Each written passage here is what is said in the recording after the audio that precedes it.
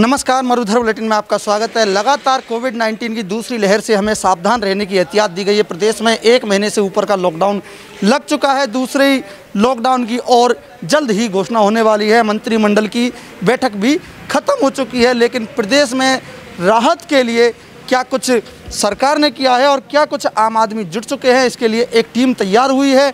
और मैं हूँ इस समय राजधानी जयपुर के क्षेत्र झोटवाड़ा में, जहाँ माँ अन्नपूर्णा आपदा भंडारा की शुरुआत की गई है, जो कि मेड़ क्षत्रिय स्वर्णकार समाज के द्वारा एक टीम गठित की गई है और टीम के द्वारा ये भंडारा आयोजित किया जा रहा है। कितने लोगों की टीम है, कितने लोग मौजूद हैं, और सबसे बड़ी बात यह है कि हम जो आपको दिखाएंगे यहाँ पूरी तरह से अत्याधुनिक तरीके से ज़रूरतमंदों के भोजन में शुद्धता का प्रमुखता से ध्यान रखा गया है। कहाँ कहाँ भोजन वितरण किया जा रहा है, ये भी हम टीम से जानकारी लेंगे। लेकिन उससे पहले मैं आपको बता दूं कि टीम सेवा और समर्पण के लिए हमेशा ज़रूरतमंद के लिए तैयार है। कोविड-19 की पहली लहर में लगातार आपने देखा होगा कि घर घर में भंडारा जारी था, लेकिन दूसरी लहर में कोई भी भामाशाह आगे आने के लिए तैयार नहीं हो रहे हैं तो बहुत ही कम मात्रा में दिखाई दे रहे हैं। लेकिन आज माँ अन्नपूर्णा आपदा भंडारा का हम निरीक्षण करने पहुँचे हैं, जहाँ टीम पूरी तरह से ज़रूरतमंदों की सेवा के लिए तैयार है। यहाँ आप देख सकते हैं कि जैसा घर में जो खाना बनता है वैसा ही यहाँ क्वालिटी में ध्यान रखा गया है। सबसे पहले यहाँ टमाटरों को धोया गया है। ज़रूरतमंदों को जब खाना दिया जाता है उसमें क्वालिटी का ध्यान इसलिए रखा है कि वो गर्मी के सीज़न में कहीं बीमार ना पड़ जाएं, इसलिए टमाटरों को धोया है, प्यूरीफायर किया है और उसके बाद इनकी छटनी भी की गई है। आगे भोजन की क्या प्रक्रिया है, कैसे मशीन से बनाया जा रहा है, कितने लोगों का खाना है, क्या स्टॉक है, इसकी भी मैं जानकारी दूंगा। लेकिन उससे पहले पूछ लूँ कि कौन कौन सी टीम है, क्या क्या टीम है, कितने दिनों से खाना बनाया जा रहा है, क्या क्या इनका मेनू है। सर, माँ अन्नपूर्णा आपदा भंडारा की आपने शुरुआत की है। कोविड-19 की दूसरी लहर है, लॉकडाउन लगा हुआ है, ज़रूरतमंद लोगों की आप सेवा कर रहे हैं। कहाँ कहाँ सेवा कर रहे हैं, कितने लोगों की सेवा कर रहे हैं? दोनों टाइम का भोजन दे रहे हैं, एक टाइम का दे रहे हैं? हम दोनों टाइम का भोजन दे रहे हैं जी। और SMS हॉस्पिटल दे रहे हैं, चांदपुर जनाना दे रहे हैं। उसके अलावा छोटी चौपड़े के पास गणगौरी बाज़ार में हॉस्पिटल है सरकारी, वहाँ दे रहे हैं। उसके अलावा खातीपुरा में मरुधर हॉस्पिटल है, उसके पास छोटी ब्रांच है और वहाँ दे रहे हैं। उसके अलावा हम हमारे समाज के जो निम्न वर्ग के जो व्यक्ति हैं उसमें हमने जाति संप्रदाय कुछ नहीं रखा, ये आम आदमी की व्यवस्था है। और हम डेली 1000+ का सुबह शाम का दोनों टाइम भोजन दे रहे हैं और यहाँ काउंटर से हमारे 200-300 पैकेट डेली के जा रहे हैं। उसमें हमने कोई भेदभाव नहीं रखा। हम वो व्यवस्था दे रहे हैं जो भोजन हम करें, वही भोजन हम हर व्यक्ति को कराना चाह रहे हैं। और शुद्धता का वह पूरी सात्विक व्यवस्था का हम यहाँ ध्यान रख रहे हैं।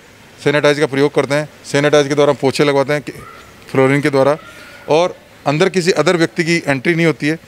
आप ये देख रहे हैं, ये जो टमाटर कटने के बाद हमारी ये काउंटर यहाँ से ब्लॉक कर दिया जाता है कि अन्य आदमी की एंट्री नहीं होती है। अब हमने एक चीज़ की इसमें पहल अच्छी तरह की कि पिछली बार लॉकडाउन में सभी व्यक्तियों ने पूड़ी की व्यवस्था दी थी, जैसे आदमी 1 दिन 2 दिन में अंदर बोर हो जाता था।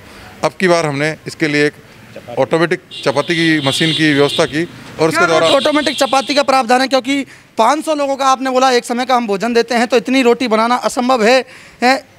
आदमियों द्वारा बनाना इतना जल्दी असंभव है कि दोनों टाइम 500 आदमियों का डेली खाना बन जाए। क्या प्रक्रिया है उसकी? प्रक्रिया जब हमें YouTube के द्वारा मिली कि ऐसी मशीन आती है जिससे आप रोज़ाना के 10,000 आदमी की व्यवस्था दे सकते हैं, बड़ी चीज़ नहीं उनके लिए, तो हमने उसकी जानकारी ली। जानकारी लेने के बाद हमने उसका विवरण देखा, उसका वीडियो देखने के बाद हमें बहुत खुशी हुई। पूरी टीम से हमने चर्चा की कि ये मशीन अपन लेते हैं और समाज के अंदर हर व्यक्ति को व्यवस्था लगेगी कि हॉस्पिटल के अंदर आज किसी भी जाति संप्रदाय का कोई व्यक्ति हो, वो 1 टाइम खा सकता है पूरी, 2 टाइम खा सकता है, तीसरे टाइम उसको अवॉइड करेगा। और इस स्थिति के अंदर आज अपन पूड़ी खाएंगे तो उससे कोलेस्ट्रॉल बढ़ता है। और ये हम जो चपाती दे रहे हैं, ये लुखी दे रहे हैं, आज कोविड पेशेंट के लिए भी ईजी है, कोई भी अदर पेशेंट है उसके लिए भी ईजी है। और इसकी बनाने की जो प्रक्रिया है, आप हम घर पे बनाते हैं उससे बेटर क्वालिटी की पूड़ियाँ बन रही है। आज रोटी को देखेंगे, पूरी आपको सुबह शाम तक देखेंगे, इसको आप मोड़ के भी रखेंगे ना, पूरी वापसी फूल की तरह खिल जाती है। आप आगे आइए, देखिए मैं आपको आप देख सकते हैं लगातार ये आटा है और आटा लगाने की भी वहाँ ऑटोमेटिक मशीन है, जिससे कोविड-19 का संक्रमण नहीं फैले, क्योंकि जितने ज़्यादा हाथ लगते हैं संक्रमण फैलने का डर रहता है। इसीलिए ऑटोमेटिक वो आटा मशीन है। मैं आपको शुरू से प्रक्रिया दिखाता हूँ। यहाँ इन्होंने ऑटोमेटिक आटा लगाने की ये मशीन लगाई है।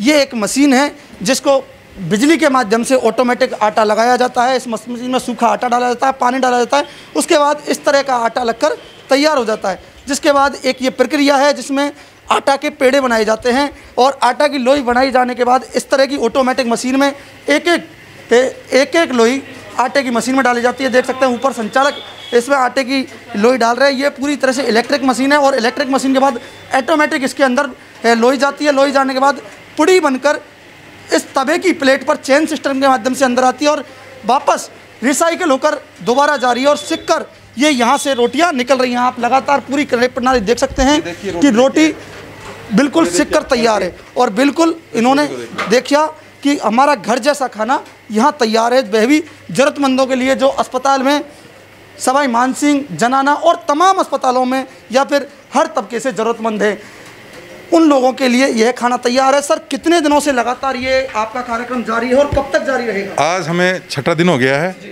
और जैसे हमने कुछ मेनू भी इसमें बदलाव करने की सोची है। कल जैसे शुक्रवार था, माता जी का वार है, तो हमने इसमें खीर का भी आयोजन रखा कि शुक्रवार के दिन कुछ मीठा होना चाहिए। माता जी के भोग लगाने के बाद हमने चपाती और सब्जी के साथ साथ हम रोज़ाना सब्जी भी चेंजेस कर रहे हैं कि आदमी को रूटीन में एक ही सब्जी दे तो अच्छा नहीं लगता, तो हम डेली सब्जी चेंज करते हैं। इवनिंग में हम दाल देने का प्रयास करते हैं। सब्जी किस तरह की बनाते हैं, कहाँ बनाते हैं, हम बात करते चलते हैं। हाँ, ये आपको मैं ऊपर दिखाता हूँ, सब्जी की व्यवस्था भी दिखाता हूँ जी।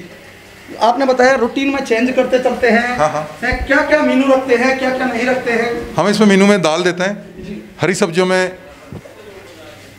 कोला देते हैं, घिया देते हैं और आलू की सब्जी देते हैं, दाल फ्राई देते हैं और किसी बंधु को अगर इच्छा होती है तो हम अचार भी देते हैं।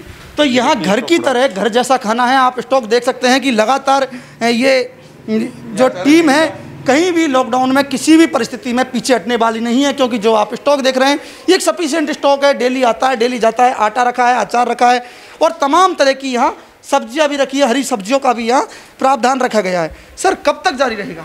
जब तक माँ भगवती की इच्छा है। हमारा प्रयास है कि तब तक ये लॉकडाउन के अंदर ये व्यवस्थाएं हर इंसान को मिले और कोई भी व्यक्ति भूखा ना रहे, हमारा यही लक्ष्य है।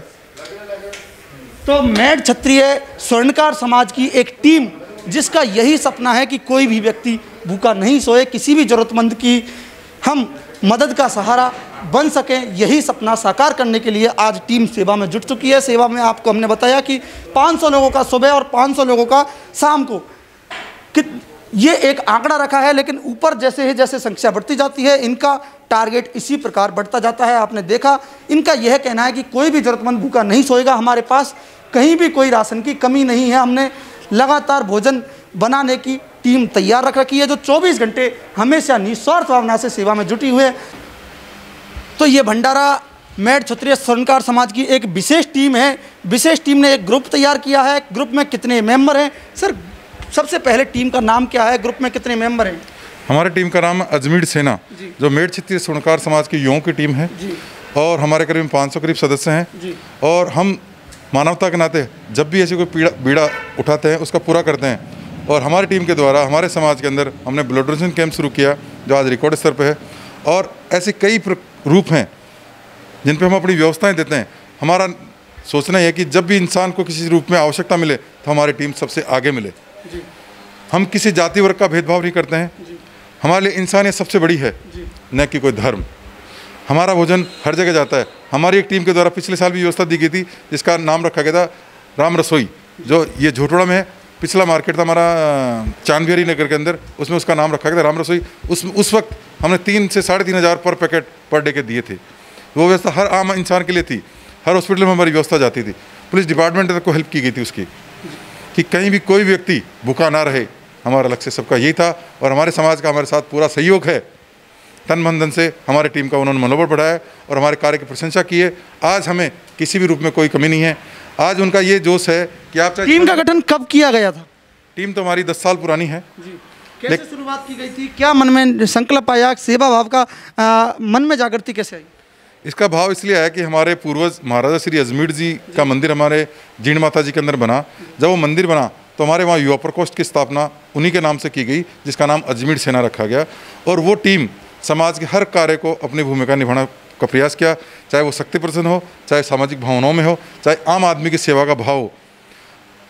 आम आदमी की सेवा का भाव हमने ब्लड डोनेशन कैंप शुरू किया और जब कभी भी ऐसी कोविड जैसी प्रॉब्लम होती है तो हमारी टीम बढ़ चढ़ के हिस्सा लेती है और अपना परिचय देती है। तो ये है एक समाज की विशेष संस्था जिसमें 50 लोगों से शुरुआत की गई थी और आज 500 लोगों तक ये एक सेना पहुंच चुकी है। इसका सपना ये है कि कोई भी देश का कोई भी क्षेत्र का व्यक्ति भूखा नहीं सोए और किसी भी व्यक्ति को कोई भी ज़रूरत की आवश्यकता पड़े तो सबसे आगे हमारी संस्था उस ज़रूरतमंद के लिए सहारा बनकर उभरी। वीडियो जर्नलिस्ट हनी के साथ विवेक सिंह जादौन, मरुधर बुलेटिन, जयपुर।